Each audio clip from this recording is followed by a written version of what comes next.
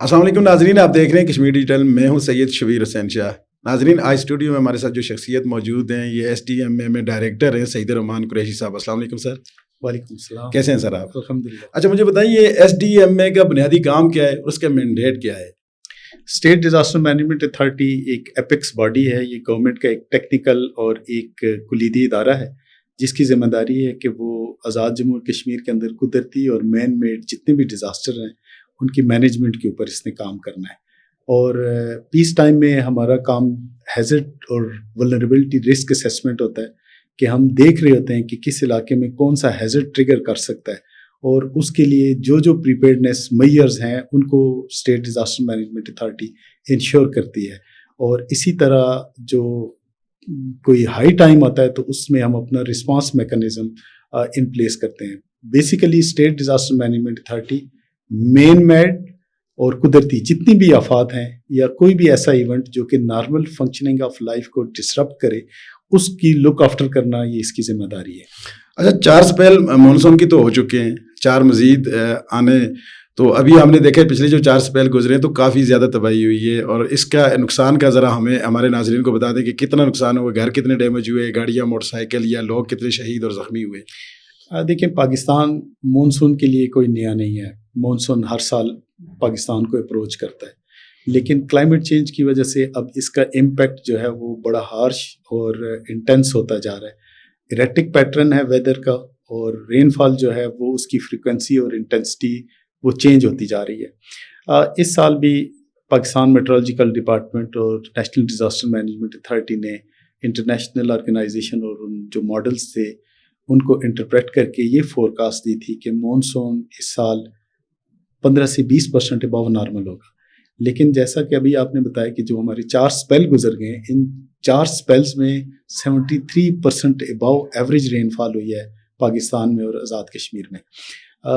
اگر ہم کمپیریزن کریں اس کے امپیکٹ کا اور اس کے نقصانات کا تو ہمارے خطے میں الحمدللہ اس کے نقصانات کمپیریٹیولی کم ہوئے. اگر ہم پنجاب، KP اور پاکستان کے دوسرے علاقے دیکھیں تو وہاں نقصانات کا حجم بہت زیادہ ہے. آزاد کشمیر میں اس وقت تک 2 جانوں کا ضیاع ہوا، 10 لوگ زخمی ہیں، 214 گھر ڈیمیج ہیں جس میں سے 37 کمپلیٹلی ڈیمیج ہیں اور باقی پارشل ڈیمیج ہیں. 23 شاپس ہیں جن کو نقصان پہنچا، اور اسی طرح کچھ روڈ انفراسٹرکچر اور بریجز ہیں جن کو نقصان پہنچا. وقتاً فوقتاً لینڈ سلائڈس ایونٹ بھی ہوئے، لیکن چونکہ ہمارا پلان ان پلیس تھا، ہماری CNW کی مشینری ڈپلائی تھی کریٹیکل پوائنٹس کے اوپر، تو الحمدللہ کوئی بھی روڈ 3 سے 4 گھنٹے سے زیادہ بلاک نہیں رہی. جتنا بھی موسم ہارش رہا تو لینڈ سلائڈس کلیئر ہوتی رہی ہیں. جیسے ابھی آپ نے بتایا کہ کلائمیٹ چینج ہے، کہ یہ تو گلوبلی ایک ہمارا ایشو ہے، مسئلہ ہے. تو اس میں آپ نے اس سے پہلے تو ظاہر ہے آپ کی حکمت عملی اور ہوئی ہوگی، لیکن یہ ساری وارننگز کے بعد آپ نے حکمت عملی میں کیا تبدیلی لائی ہے؟ دیکھیں کلائمیٹ چینج ایک ٹرک پلے کرتا ہے ہمارے ساتھ. ہم گزشتہ 10 سے 15 سالوں سے مونسون اور دیگر جو آفات ہیں جو ریکرنگ ہیں اور ہر سال آتی ہیں ان کے لیے ہم پلاننگ کرتے ہیں، لیکن اب ہم مانیٹر کرتے جا رہے ہیں کہ اس کا پیٹرن کس طرح چینج ہوتا جا رہا ہے. اس میں ہمارے ولنریبل ایریاز جن کو ہم ٹریڈیشنلی ولنریبل کہتے ہیں، اس کے ساتھ ساتھ جن ایریاز کو ہم سیف سمجھتے تھے اب مونسون وہاں پہ بھی جا کے ہٹ کرتا ہے. تو اب جو ہماری پلاننگ ہے وہ کارپوریٹ پلاننگ ہے. پورے AGK کو ہم ولنریبل سمجھتے ہیں، اور اس کی ولنریبلٹی کو ہم مد نظر رکھتے ہوئے ہم اپنی پلاننگ کا کوانٹم بھی اسی طرح ہم نے بڑھا دیا، اس کا حجم بھی بڑھا دیا ہے. اسی طرح اداروں کو ہم نے سینسٹائز کر لیا ہے، اور گورنمنٹ اس کے اوپر بہت سنجیدگی کے ساتھ اور اس کو کینلی مانیٹر کرتی ہے. میں آپ کو بتاتا چلوں کہ پرائم منسٹر صاحب خود ہمارے ایمرجنسی آپریشن سینٹر میں آ کے خود بیٹھتے ہیں، خود صورتحال کا جائزہ لیتے ہیں، اور انہوں نے ایک کیبنٹ کی ایمرجنسی رسپانس کمیٹی بنائی ہے کہ جو صورتحال کو کنٹینیوسلی مانیٹر کرتی ہے اور انہیں رپورٹ کرتی ہے. اس سال وزیر اعظم آزاد حکومت ریاست جموں کشمیر نے اسٹیٹ ڈیزاسٹر مینجمنٹ اتھارٹی کو جو بھی ریکوائرڈ ریسورسز تھے وہ سارے کے سارے پرووائڈ کیے، فار دا ریزن کہ آپ نے ساری کی ساری جو ولنریبل پاپولیشن ہے اس کو سیف گارڈ کرنا ہے. تو ہماری پلاننگ بھی اسی طرح اس کو بھی ہم انہانس کر رہے ہیں. چونکہ رسک بڑھتا جا رہا ہے تو اسی طرح ہمیں اپنی پلاننگ کو بھی ٹائم ٹو ٹائم ہمیں ریفائن بھی کرنا پڑ رہا ہے اور اس کو اسٹرینتھن کرنا پڑ رہا ہے. اچھا مجھے بتائیے آزاد کشمیر میں چھوٹے بڑے نالوں کا کیچمنٹ ایریا کتنا ہے اور اس میں جو موجود آبادی ہے اس کے حوالے سے مجھے بتائیں کہ اگر ان کو انخلا کرنا پڑا, ان کو فوری طور پہ اگر نکالنا پڑا بائی فورس, تو آپ اس کے لیے تیار ہیں؟ ہم نے آزاد کشمیر کے اندر جتنے بھی نالے ہیں اور خصوصاً وہ نالے جن کے اوپر آبادی ہے یا جہاں پہ انکروچمنٹ ہوئی ہے ان کو میپ آؤٹ کیا ہوا ہے, ان کا ڈیجیٹلائزیشن کی ہوئی ہے. 66 نالے آزاد کشمیر کے اندر ہیں جن میں سے بیشتر نالوں کے اوپر انکروچمنٹس ہیں. ان انکروچمنٹس کے لیے ہم نے اس دفعہ پرائم منسٹر کی ہدایت کے اوپر وہاں پہ ایک تو ہم نے سیکشن 144 امپوز کیا اور سارے کے سارے ایسے گھر جو واٹر ویز اور نیچرل آؤٹ لیٹس کے اوپر بنے ہوئے ہیں ان کو ریڈ مارک کر کے نوٹسز دیے ہوئے ہیں کہ آپ اس موسم کے اندر کم از کم ان ایریاز کو ایویکویٹ کر لیں. گورنمنٹ نے اپنی ذمہ داری کو پورے کرتے ہوئے ان کے لیے ایویکویشن پلان بنا کے رکھا ہوا ہے, ان کے لیے الٹرنیٹ سائٹس آئیڈینٹیفائڈ ہیں اور ہم ان کی کینلی مانیٹرنگ کر رہے ہیں. Time to time deputy commissioner صاحبان نے کمیٹی بنائی ہے اور انہوں نے مکمل ویجیلنس رکھی ہوئی ہے. آج بھی آپ کے شاید نالج میں ہو کہ مظفر آباد کیپٹل سٹی اور باقی باغ اور دوسرے اضلاع میں جن جن جگہوں پہ ایسے نالے ہیں جہاں پہ آبادی نے انکروچ کیا ہوا ہے ان کو نوٹسز جاری کر کے ان کے گھروں کو ریڈ مارک کر دیا گیا اور انہیں آگاہ کر دیا گیا کہ آپ اس خطرے کی زد میں ہیں اور اپنے آپ کو محفوظ بنانے کے لیے آپ انتظامیہ کے ساتھ تعاون کریں. مجھے بتائیں کہ وہاں پہ ہم یہ دیکھتے ہیں کہ جب مکان بن رہے ہوتے ہیں تو سارے ادارے دیکھ رہے ہوتے ہیں, آفیسر دیکھ رہے ہوتے ہیں, نقشے پاس ہو رہے ہوتے ہیں اور ساری چیزیں ہو رہی ہوتی ہیں, انکروچمنٹ جاری ہوتی ہے. ایک غریب آدمی جب مکان بنا لیتا ہے اور اس کے بعد محکموں کو یہ احساس ہوتا ہے اور نہیں یہ تو خطرے میں ہے, تو پھر ان کو خالی کرنے کے لیے نوٹسز دیے جاتے ہیں, ان کے جو ساری زندگی کی جمع پونجی ہے وہ گرا دی جاتی ہے. تو اس میں مجھے بتایا کہ ایس ڈی ایم میں کتنا ذمہ دار ہے؟ اب دیکھیں میں آپ کو یہ بتاؤں کہ اس میں ذمہ داری کا تعین کرنا اس لیے بھی مشکل ہے کہ ہمارے یہاں ابھی اویئرنیس اور سیوک سینس جو ہے وہ اس طرح ڈیولپ نہیں ہو سکا. آپ نے دیکھا ہوگا کہ ریور بیڈز کے اوپر لوگ انکروچ کر جاتے ہیں. اب اس کے ڈفرینٹ اس کے کازز ہیں. ایک کاز یہ ہے کہ ہمارے یہاں جو پاورٹی لیول ہے وہ بہت زیادہ ہے. دوسرا لوگوں کے پاس مارجنل لینڈز ہیں ان کو آکوپائی کر لیتے ہیں.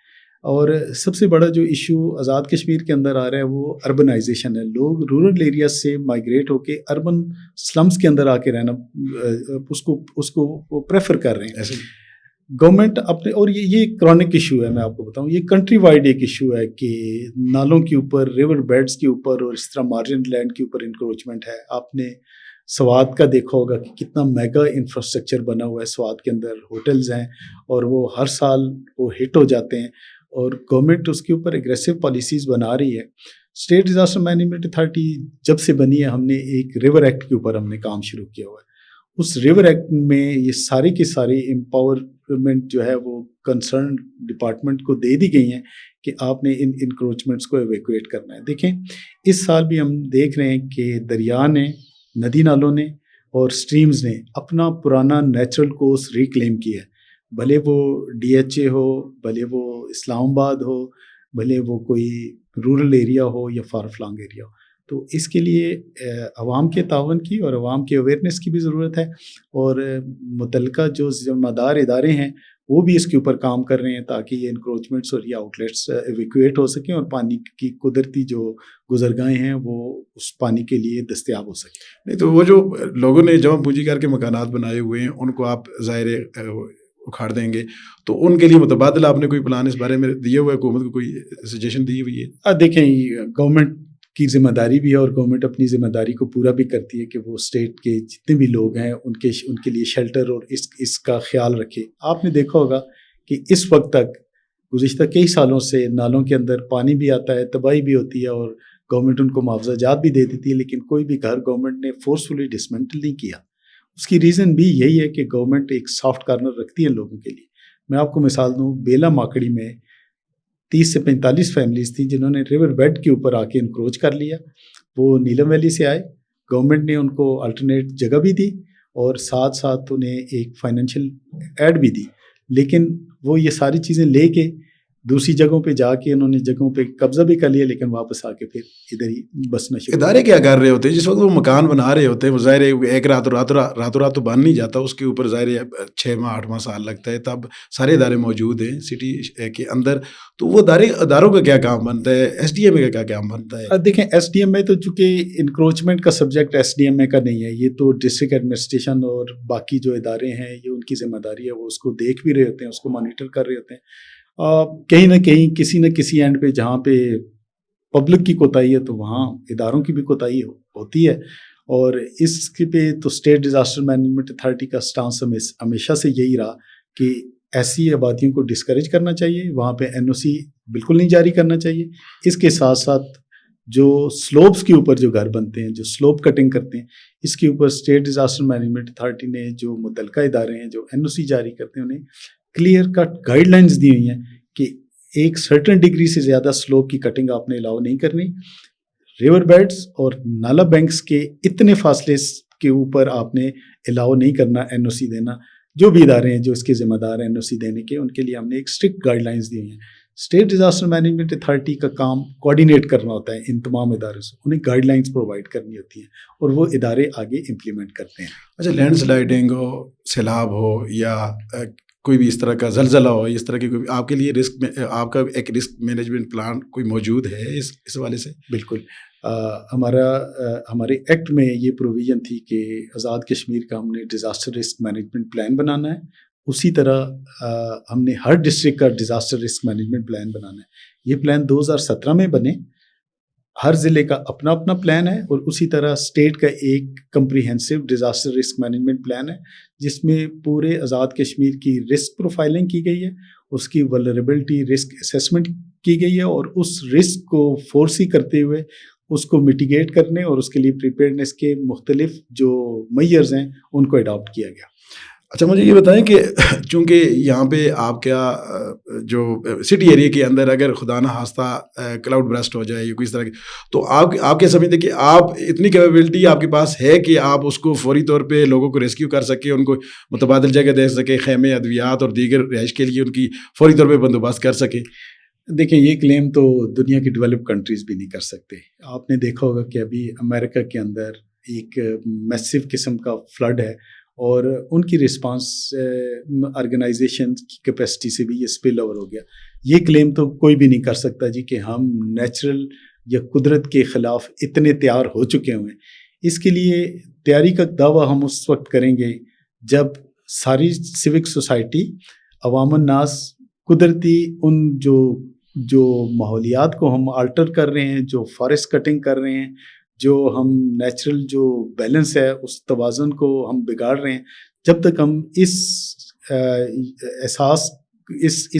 فیکٹر کا احساس نہیں کر لیتے, اس وقت تک یہ اکیلے کسی ایک ادارے یا ایک حکومت کے بس کی بات نہیں ہوتی. یہ تمام شہریوں کی مشترکہ ذمہ داری بنتی ہے کہ وہ ایسے عوامل کو نہ صرف ڈسکریج کریں, بلکہ جو بھی ان کے ارد گرد اس قسم کی جو قدرتی جو توازن ہے اس کو بگاڑنے کے لیے جو بھی عوامل ہیں, جو کار فرما ان کے اگینسٹ وہ شیلڈ نہ کریں, تو پھر یہ ریزیلینس کا کلچر نہیں کلیم کیا جا سکتا. اچھا, ایک سوال اور مجھے یہ بتائیں کہ چونکہ ہمارا خطہ ان تمام آفات کے زد پہ تو ہے ہی ہے, فالٹ لائن پہ موجود ہے, اور اس کے علاوہ جنگ کے دانے پر بھی موجود ہے. اگر خدا نخواستہ جنگ ہو جاتی ہے تو ایس ڈی ایم اے کے پاس کوئی اس طرح کے ریسورسز موجود ہیں کہ لوگوں کو ریسکیو کیا جا سکے, کوئی اس طرح کی بلڈنگ جہاں پہ ان کو محفوظ رکھا جائے, خوراک, ادویات, خیمے یا دیگر تمام چیزیں, اس کے لیے آپ کی کیا تیاری ہے؟ دیکھیں, ابھی آپ نے دیکھا ہوگا کہ حالیہ اس سال میں جو انڈیا نے ایک جارحیت کی اور ان پرووکڈ شیلنگ کی آزاد کشمیر کے اوپر, آپ نے دیکھا کہ بہت سے لوگ لائن آف کنٹرول سے اور متاثرہ علاقوں سے ہجرت کرنے پہ مجبور ہوئے. میں دعوے سے یہ کہہ سکتا ہوں کہ آپ کو کوئی ایک بندہ ایسا نہیں ملا ہوگا جس نے یہ کلیم کیا ہو جی کہ مجھے تو گورنمنٹ نے کوئی الٹرنیٹ شیلٹر نہیں دیا, مجھے فوڈ نہ پرووائڈ کر سکے. ہم نے ایک بندے کا ڈیٹا اکٹھا کیا, ایک بندے کو, حتیٰ کہ وہ اپنے ریلیٹیوز کے پاس بھی گیا تو ہم وہاں پہ بھی پہنچے, ان کے ریلیٹیوز کو ہم نے فوڈ اور ان کی بیسک نیسیسٹیز پرووائڈ کی ہیں. گورنمنٹ نے اس کے اوپر بڑی کلیئر کٹ ڈائریکشنز دی ہوئی تھیں.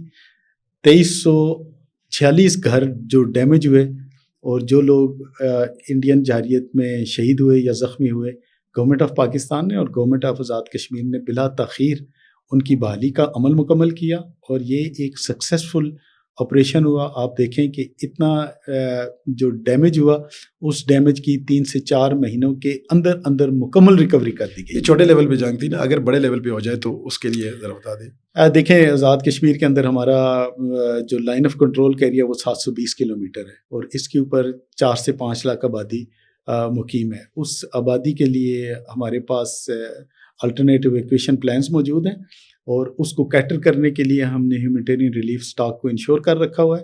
اور اسی طرح ان چیزوں کو اور اس تیاری کو مد نظر رکھتے ہوئے آپ کے نالج میں ہو کہ لنگرپورہ کے مقام کے اوپر ہمارا ایک سینٹرل ویئر ہاؤس ہے جسے ہم ہیومینٹیرین رسپانس فیسلٹی کہتے ہیں.